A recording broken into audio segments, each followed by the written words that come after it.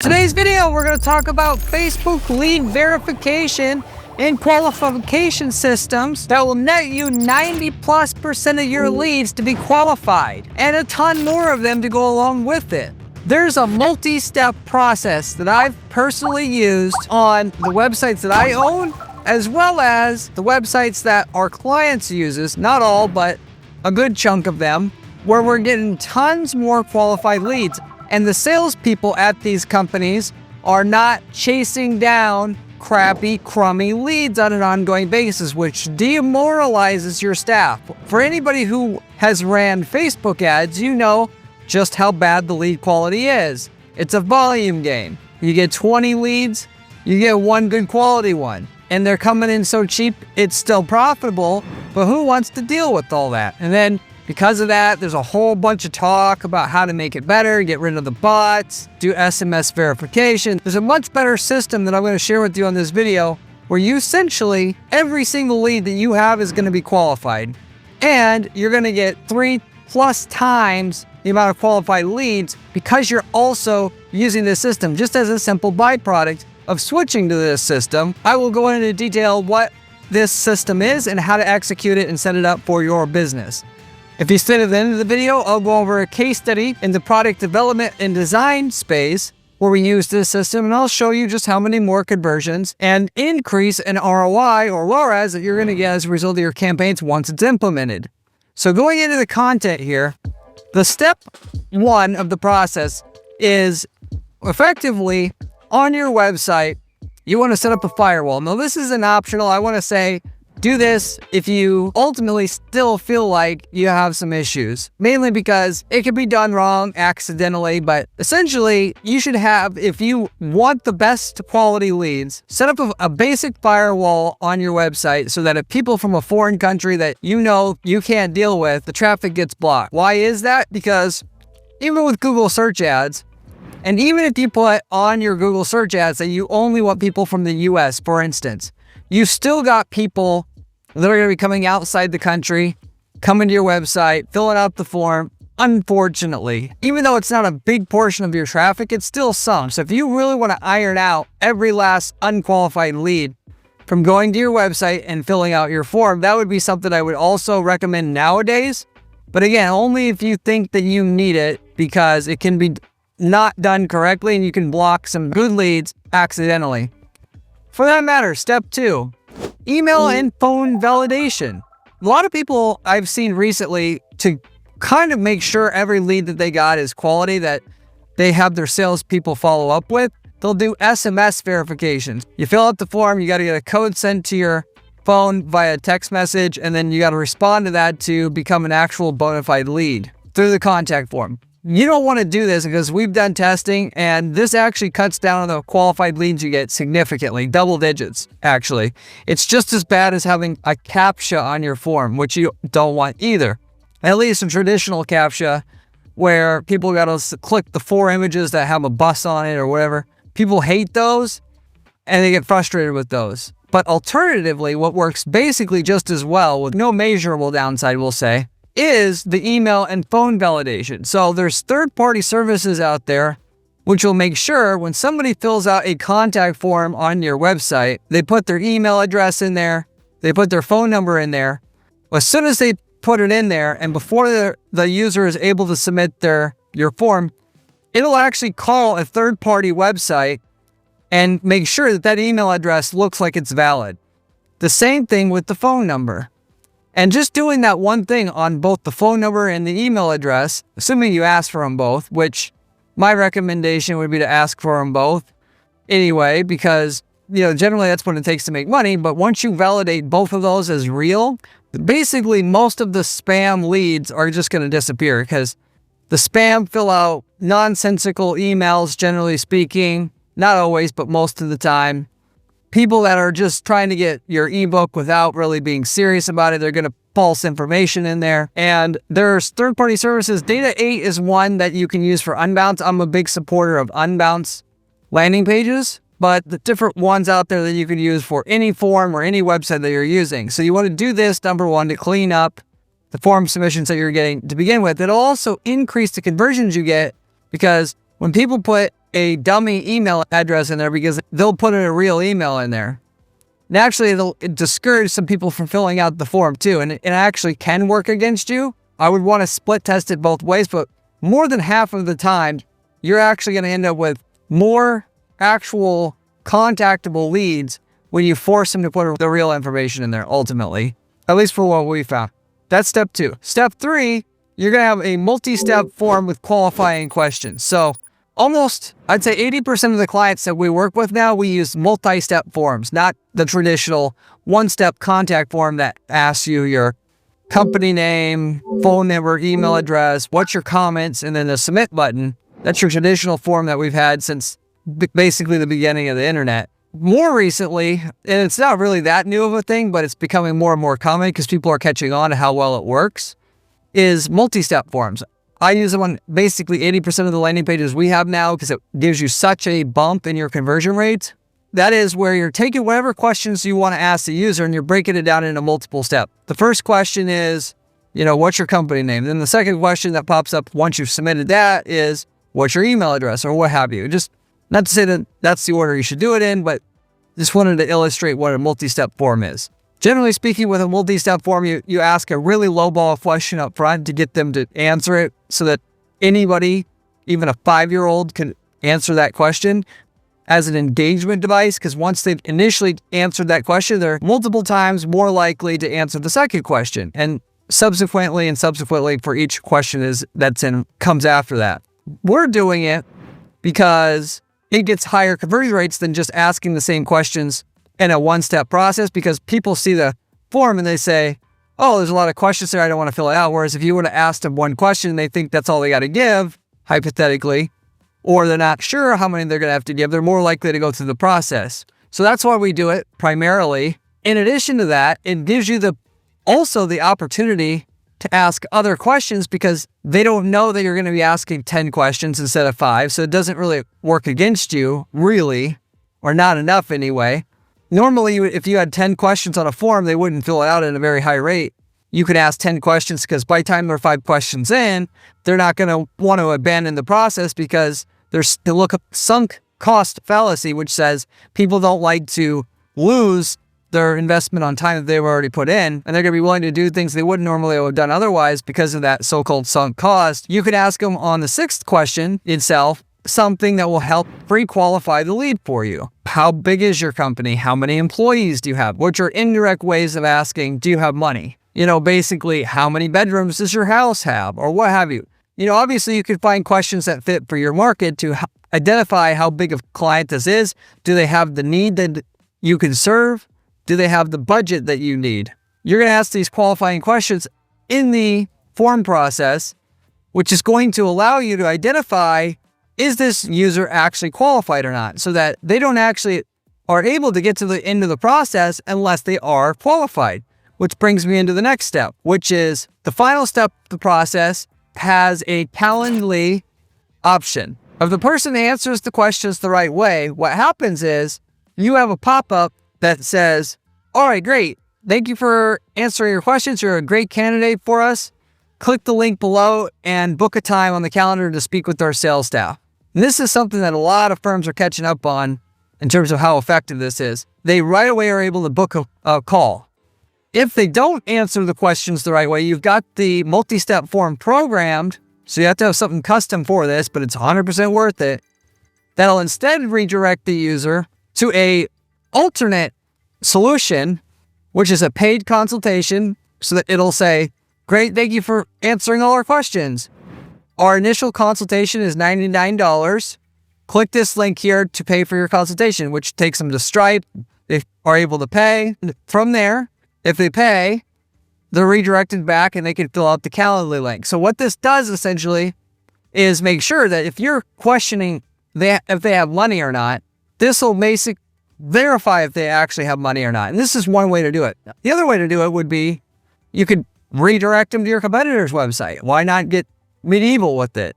You could do a number of different things here. But bottom line, depending on how they answer the questions, they're going to get one outcome or result versus another one.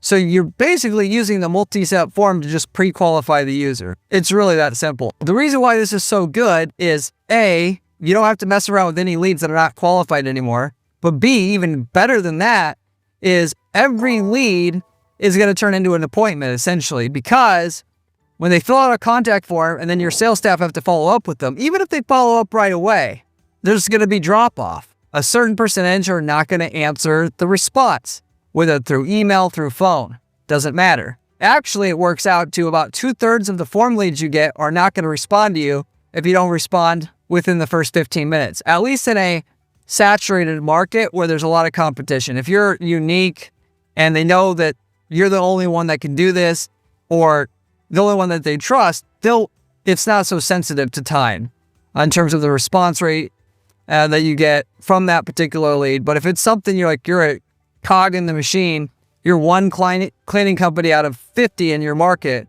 and you don't do anything unique, 2/3 of your profit from your ad campaign you're running is going to be gone by not answering form submissions within 15 minutes. It's to the point where I've suggested on many different videos here that you use something called call drip to immediately turn the form fills into a phone call that calls your sales staff immediately as soon as the form's filled out, so that you can immediately call the user. And so you don't lose many leads, but you'll still lose some. In this occasion, you're not going to basically lose any, because you're basically implying with the output that comes at the end of the multi-step form that you haven't completed the process until you book the time. So they don't even think that the information that they spent, basically a couple minutes filling out on the multi-step form is even going to go through unless they book the time. So there is no drop-off. That is the overall flow that you should switch to for your contact forms. Now, the other thing is, you're going to want your pixel to fire when they complete the Calendly integration, which you can do with Calendly. They have the option to do this. So once they fill out the Calendly request, that sends data back to Google or Facebook or wherever you're advertising, saying, hey, look, we got a booking. That'll make ads that you're running more profitable over time. Every qualified booking that you get, it's going to make it easier to get more bookings and at an ever cheaper rate.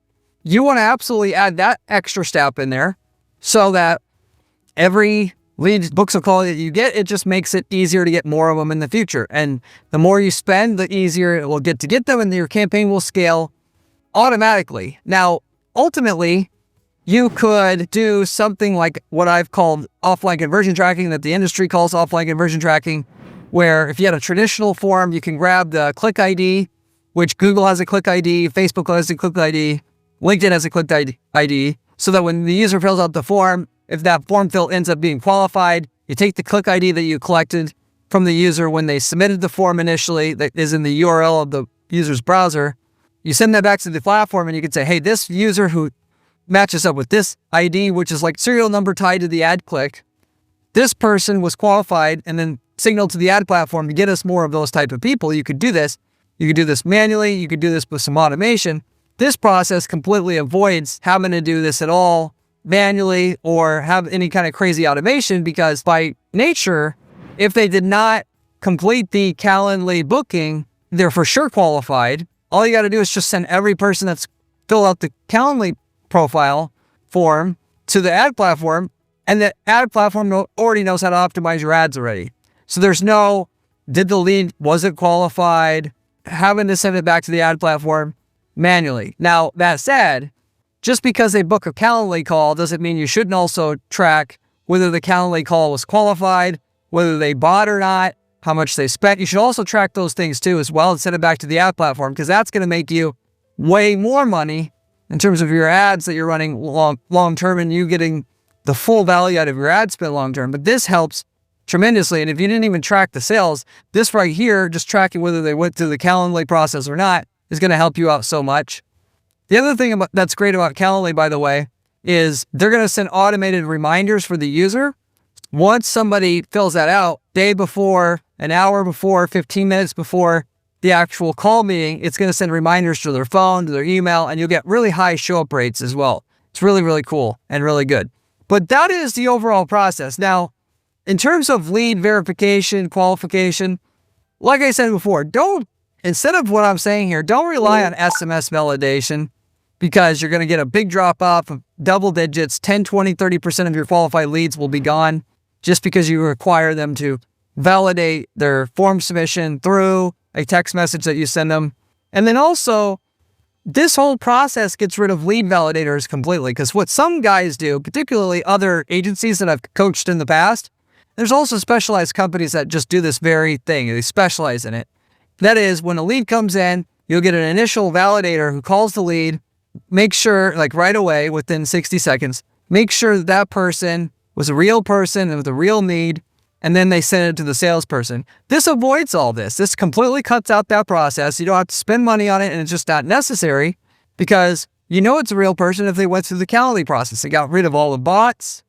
All the bots were stopped. You get more actual qualified leads out of it, because once the person's filled out the form, it's really up to the user whether they're going to respond to you later on or not, versus just getting it out of the way up front. Anyway, this process is an absolute gem.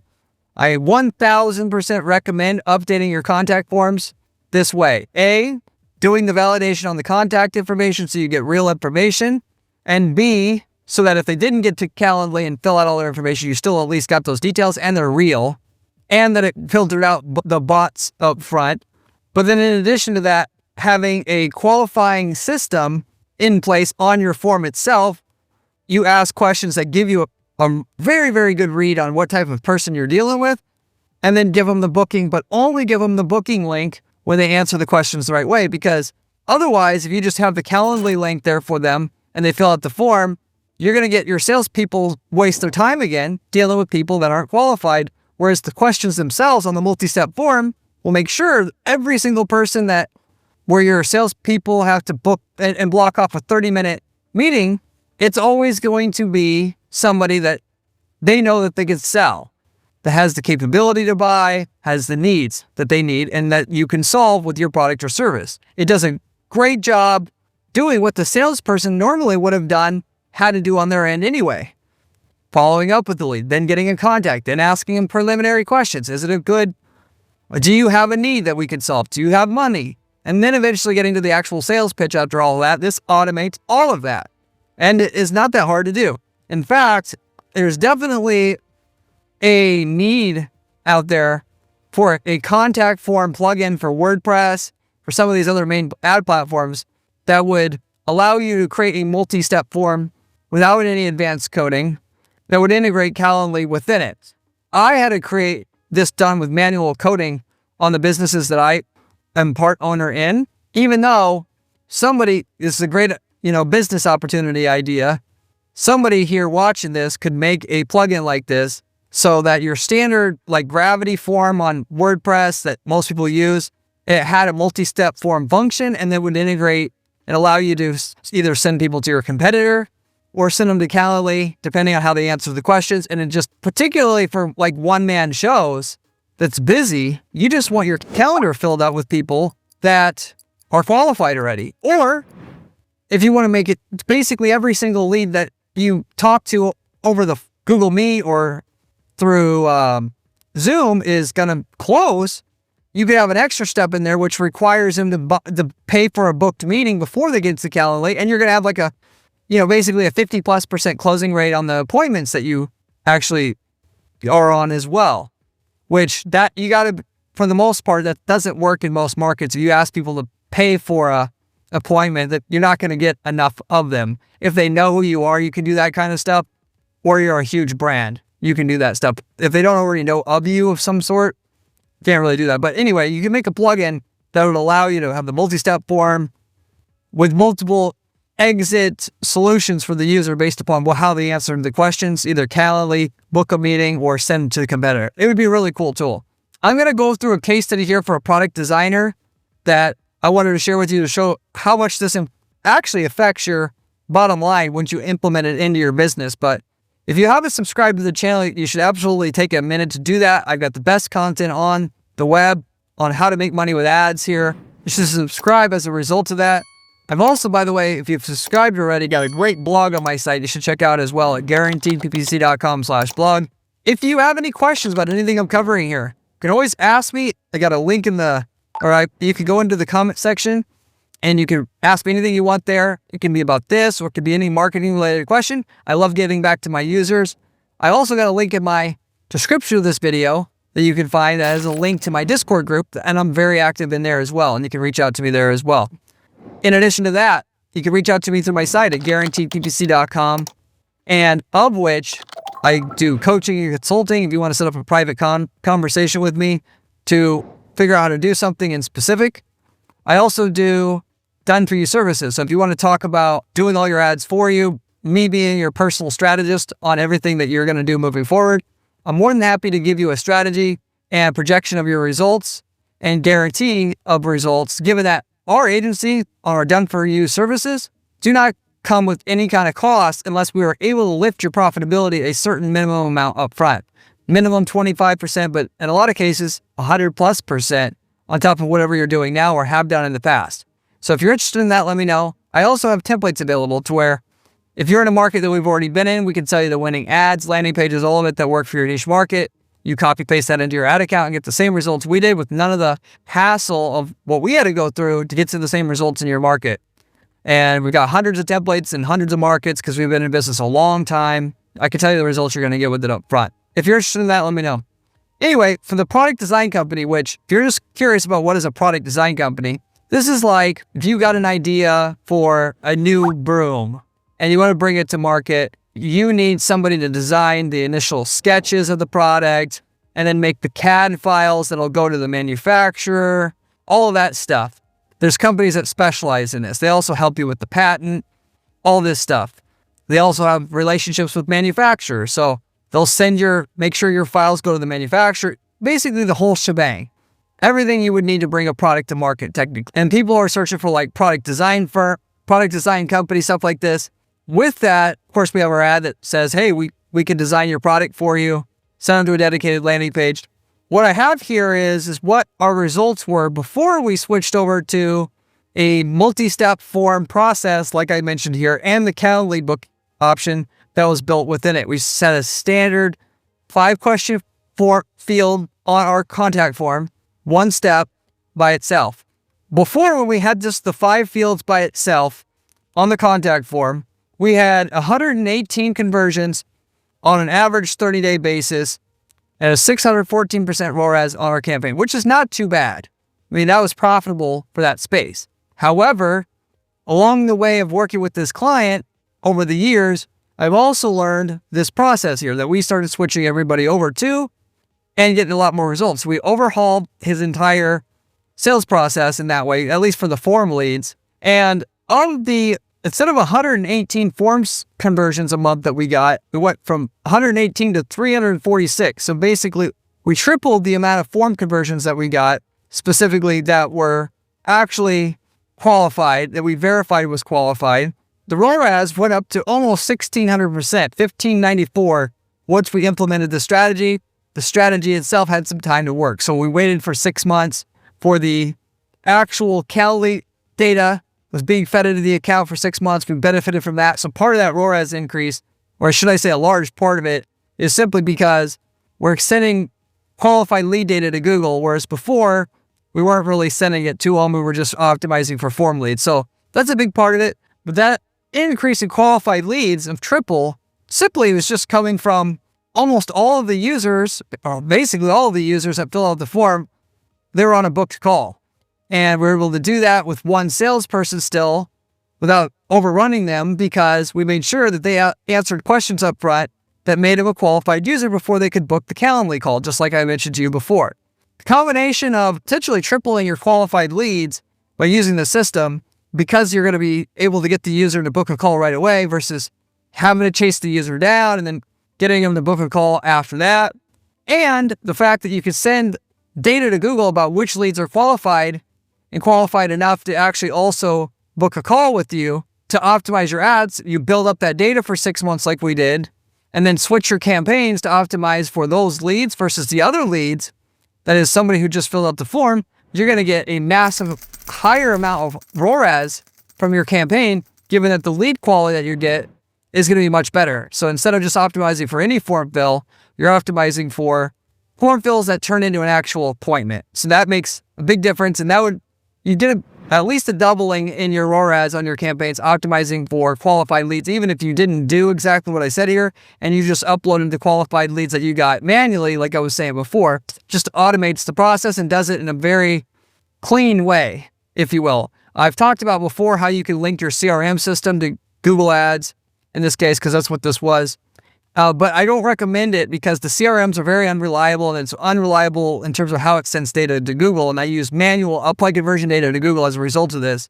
But this system, this automated way of doing offline conversion tracking is good because all they have to do is hit a certain pixel and the conversion gets sent. And that's in and itself very reliable. So if you do want to automate offline conversion tracking for your brand, this is the best way to automate it that I know of. And it's reliable, and the reliableness of your data is very important in terms of the results you're going to get and the increase in results you're going to get, because even if it's off a little bit, 20%, it's going to greatly compromise what you can get by even uploading that data to begin with. Because it's just the algorithm's going to make false assumptions about things. You know, it's certain keywords. Oh, wow, you had 100 clicks and no qualified leads. Well, really you had one, but they just didn't see it, and so they shut that keyword down. Stuff like that. Hopefully that makes sense what I said here. Yes, this takes some time to build out unless somebody makes a tool like this. If somebody does make a tool, a lot more people will do it, and maybe it won't be so effective, but you can do it. It's a little harder to do, but it's 100% worth it. Hopefully this made sense for you and you do it and you get all the benefit out of it yourself like we saw. I'll see you on the next one. If you want to see another video, click here. It is one of my best ones.